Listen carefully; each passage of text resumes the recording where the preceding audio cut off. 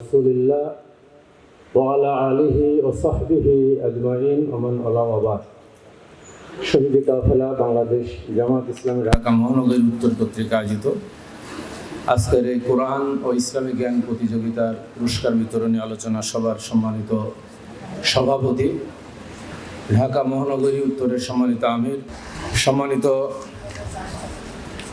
Secretary, নায়েব আমির, সম্মানিত কর্ম পরিষদের সদস্য ভাইরা, থানা আমির বৃন্দু, আমার সামনে উপস্থিত যাদের জন্য আজকের সুন্দর আয়োজন, পুরস্কারপ্রাপ্ত বিজয়ী ভাইরা, সবাইকে সালাম জানাচ্ছি। আসসালামু আলাইকুম ওয়া রাহমাতুল্লাহি ওয়া বারাকাতুহু।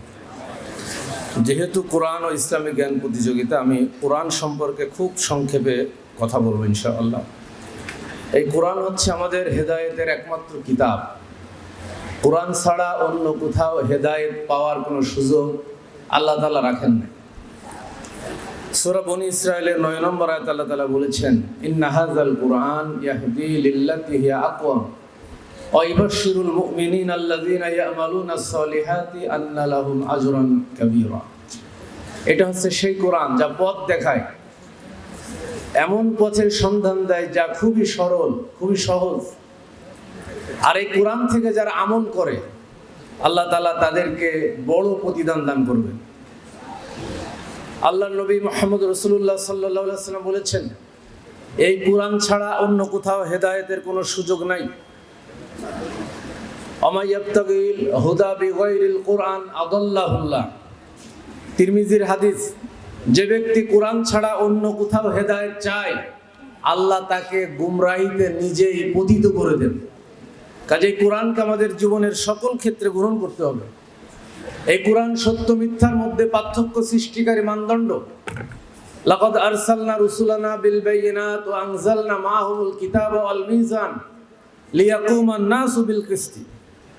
আল্লাহ তাআলা বলছেন, লাকাদ আরসালনা রুসুলানা বিল বাইয়িনাত, আমি তোমাদের কাছে রসুল পাঠিয়েছি, তাদের সাথে পাঠিয়েছি মানদণ্ড, সত্য মিথ্যার মধ্যে পার্থক্য সৃষ্টিকারী। তাকে দিয়েছি কোরআন, এজন্য দিয়েছি লিয়াকুমান নাসু বিল কিসত, যাতে করে এটার মাধ্যমে সমাজে, রাষ্ট্রে, পরিবারে ইনসাফ কায়েম করতে পারে, ন্যায় বিচার প্রতিষ্ঠা করতে পারে। আমাদের এই কোরআন ছাড়া অন্য কোথাও শান্তির পাওয়ার কোনো রাস্তা নাই। আল্লাহ তাআলা এর জন্য মুসলিম উম্মাহকে ডেকে বলেছেন, শুধু মুসলিম উম্মাহ নাই, তাম পৃথিবীর মানুষদেরকে ডেকে বলেছেন, যেটা সূরা আল আরাফের ৩ নম্বর আয়াতে আল্লাহ তাআলা বলেছেন, ইত্তাবিউ মা উনজিলা ইলাইকুম মির রাব্বিকুম ওয়া লা তাত্তাবিউ মিন দুনিহি আউলিয়া কলিলাম মা তাযাক্কারুন। তোমরা ইত্তেবা করো, অনুসরণ করো যা তোমাদের প্রতি নাজিল করা হয়েছে। এই কোরআন ছাড়া আর অন্য কাউকে তোমরা ইত্তেবা করো না, অন্য কাউকে ওলি রূপে, বন্ধু রূপে, অভিভাবক রূপে তোমরা মেনে নিও না। আল্লাহ রাব্বুল আলামিন আমাদেরকে আরো কঠোর ভাষায় বলেছেন সূরা জুমারের ৫৫ নম্বর আয়াতে, আত্তাবিউ আহসানা মা উনজিলা ইলাইকুম মির রাব্বিকুম মিন ক্বাবলি আয়াতিয়াকুমুল আযাবু বাগতাতান ওয়া আনতুম লা তাশউরুন। তোমরা সকলে মিলে মেনে নাও যেটা তোমাদের উপরে নাজিল করা হয়েছে, হঠাৎ আযাব এসে যাওয়ার আগে।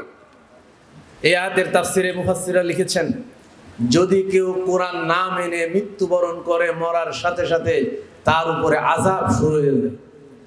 কাজে আমাদের জীবনের সকল ক্ষেত্রে একমাত্র কোরআনকেই মানদণ্ড হিসেবে নিয়ে, কোরআন এবং সুন্নাহকে গ্রহণ করে আমাদের জীবন পরিচালনা করা দরকার। যদি তা না করি, এই কোরআন আমাদের বিরুদ্ধে আদালতে আখেরাতে সাক্ষী দেবে। সূরা বাকারার ১৫৯ নম্বর আয়াত আল্লাহ তাআলা বলেছেন, ইন্নাল্লাযিনা ইয়াকতুমুনা মা আনজালনা মিনাল বাইয়িনাত ওয়াল হুদা মিন বা'দি মা বায়্যানাহু লিন-নাসি ফিল কিতাব উলাইকা ইয়ালআনুহুমুল্লাহ ওয়া ইয়ালআনুহুমুল লাইনুন।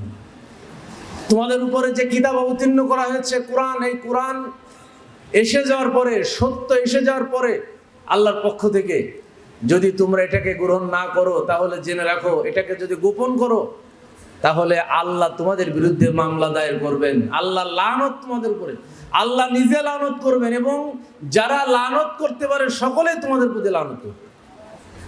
আর আল্লাহর নবী কিয়ামতের দিন তার বিপক্ষে সাক্ষী দেবেন, তার বিরুদ্ধে মামলা দায়ের করবেন।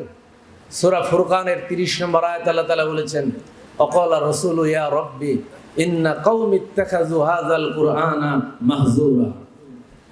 এই কোরআনকে যারা মাহজুর করেছিল, এই কোরআনকে যারা অবজ্ঞা করেছিল, ঠাট্টা বিদ্রুপের পাত্র মনে করেছিল, এটাকে যারা মানে নাই, আল্লাহর নবী কিয়ামতের দিন বলবেন, আমার এই উম্মতরা হে রব এই কোরআনকে পরিত্যাজ্য হিসেবে গ্রহণ করেছিল, এজন্য আমি নবী তাদের বিরুদ্ধে আল্লাহ তোমার কাছে মামলা দায়ের করে দিলাম।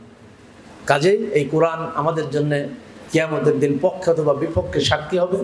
আল কোরআন হুজ্জাতুল লাকা আও আলাইকা। এই জন্যে কোরআন জীবনের সকল ক্ষেত্রে মেনে নিতে হবে, রাসূলুল্লাহ সুন্নাহকে জীবনের সকল ক্ষেত্রে মেনে নিতে হবে। আল্লাহ আমাদের সকলকে তৌফিক দান করুন, আমিন। আসসালামু আলাইকুম ওয়া রাহমাতুল্লাহি ওয়া বারাকাতুহু।